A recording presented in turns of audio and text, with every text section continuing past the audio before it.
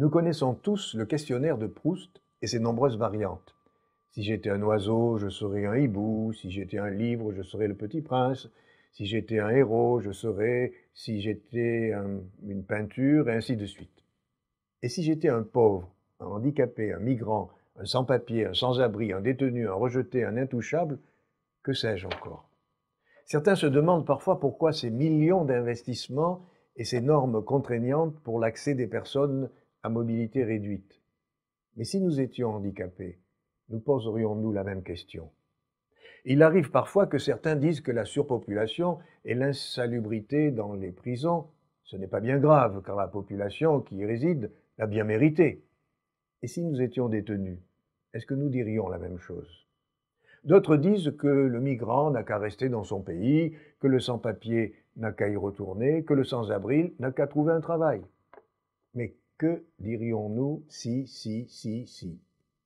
Afin de nous aider dans cette réflexion, sera inauguré en septembre 2016 à Londres le musée de l'empathie. Il s'agira d'un premier musée qui invite le visiteur à se mettre à la place de l'autre. Et le philosophe à l'origine de ce musée explique, je le cite, « L'empathie a le pouvoir incroyable de transformer la société. Il faut la faire sortir du champ de la psychologie pour l'introduire non seulement dans les échanges de tous les jours, mais aussi dans la culture. Le but est que l'empathie fasse irruption dans notre vie de tous les jours. » Fin de citation. Il donne l'empathie comme une aide pour les transitions démocratiques souvent difficiles. L'empathie est essentielle pour établir les fondements d'une culture démocratique.